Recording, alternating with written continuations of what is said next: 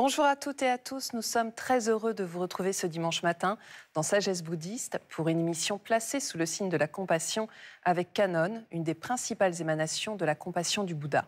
Vénéré en Chine, au Vietnam, au Japon et au Tibet, Kannon a pris de nombreux aspects, souvent féminins, pour venir en aide à ceux qui l'invoquent.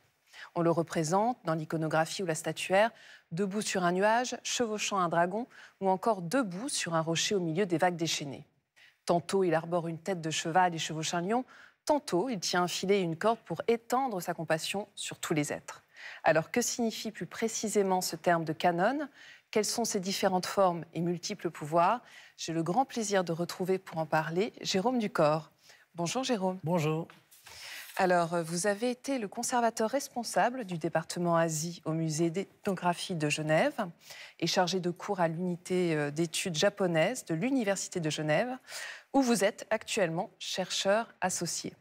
Vous êtes aussi membre associé du Centre de recherche sur les civilisations de l'Asie orientale. Vous enseignez actuellement à l'Uni 3 Genève ainsi qu'à l'Institut d'études bouddhiques de Paris. Et je précise par ailleurs que vous êtes l'abbé du temple de la foi sereine à Genève. Merci infiniment d'être avec nous aujourd'hui. Alors, que signifie ce terme de Kannon ? Qui est Kannon ? Alors, Kannon, c'est le nom japonais de deux caractères chinois qui veut dire examiner les sons. Je le rends par vigie des voix du monde. C'est ce grand bodhisattva qui est le parangon, c'est-à-dire l'incarnation même de la compassion bouddhique en général.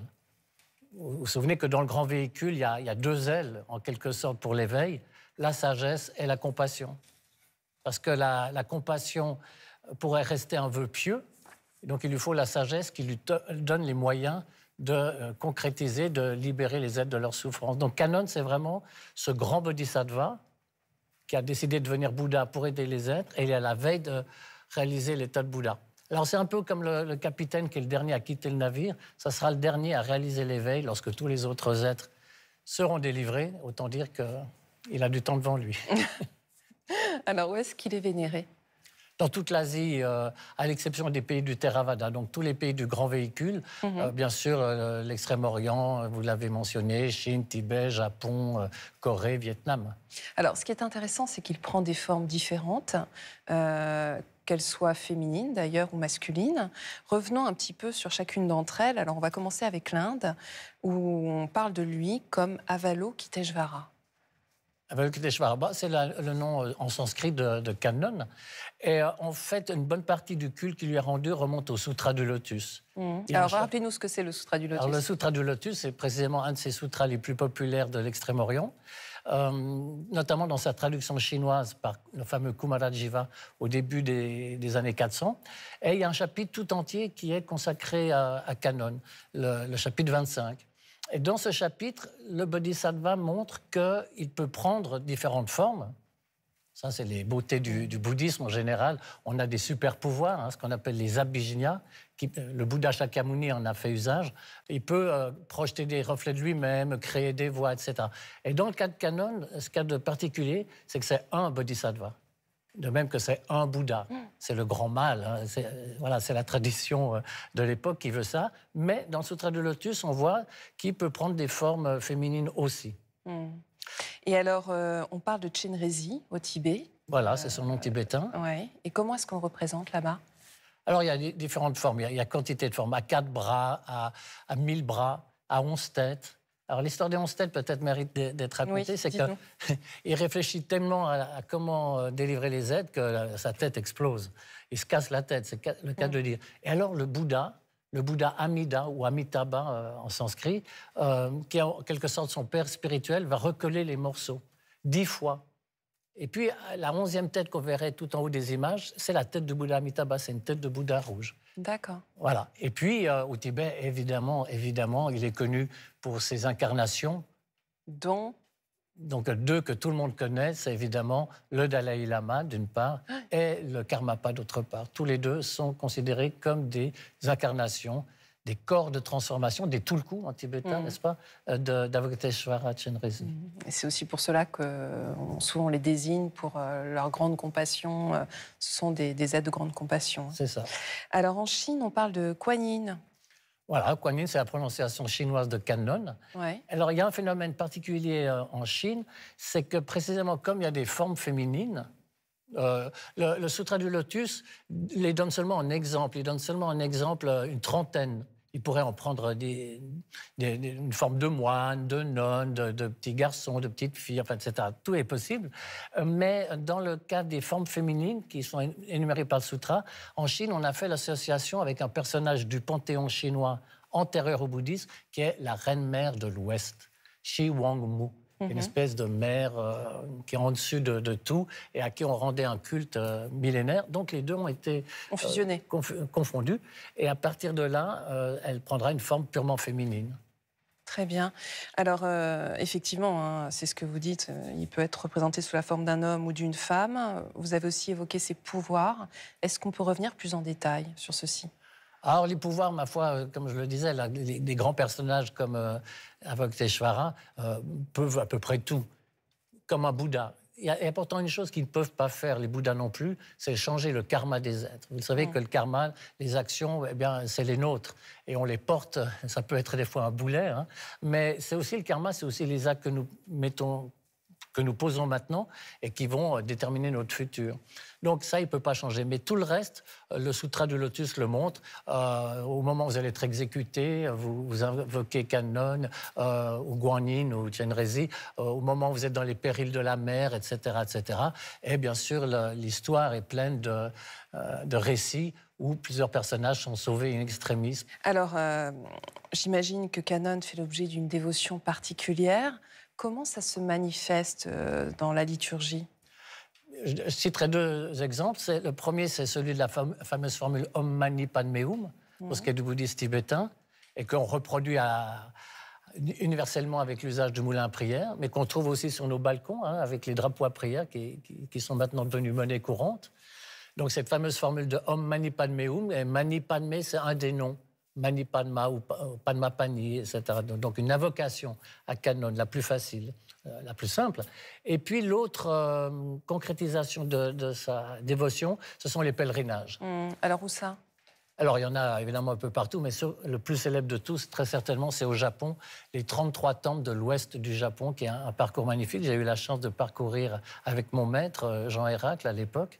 Et chaque fois, c'est des temples où on voit des personnes même d'un grand âge, comme un peu partout, hein, c'est eux qui ont le plus de temps, et qui vont crapahuter dans les montagnes pour arriver à faire leur dévotion dans quelques temples reculés.